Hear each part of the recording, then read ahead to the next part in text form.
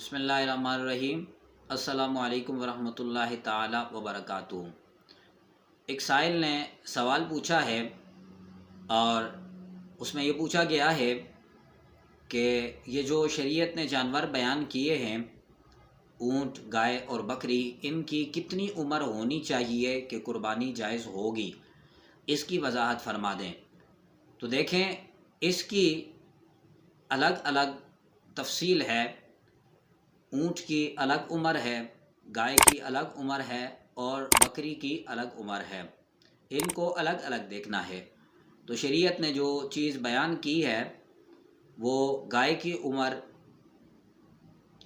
2 سال ہونی چاہیے، اونٹ کی عمر 5 سال ہونی چاہیے اور بکری کی عمر 1 سال ہونی چاہیے۔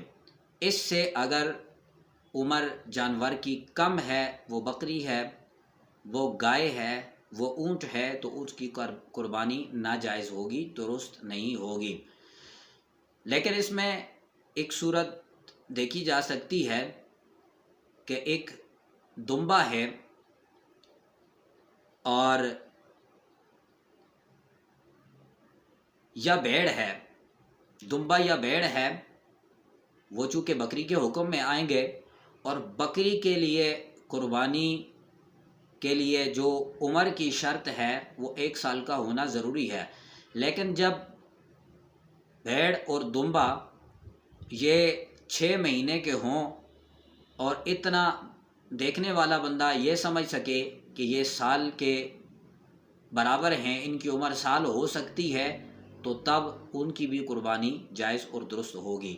مختصراً یہ ہے کہ بھیڑ اور دمبا اگر 6 مہینے کا ہو اور دیکھنے میں سال کے جانور جتنا لگتا ہو، اس کے برابر لگتا ہو، تو اس صورت میں ان کی 6 مہینے کی بھی قربانی کی جا سکتی ہے۔ اس کے علاوہ اونٹ کی 5 سال، گائے کی 2 سال اور بکری کی 1 سال عمر، اگر اس سے کم ہے عمر، تو قربانی جائز اور درست نہیں ہوگی۔ زیادہ ہو تو یہ بہت ہی اچھی بات ہے، لیکن یہ جو تفصیل بیان کی گئی ہے، عمر کی جو قید لگائی گئی ہے، اس سے اگر تھوڑی سی بھی عمر کم ہے تو اس کی قربانی ناجائز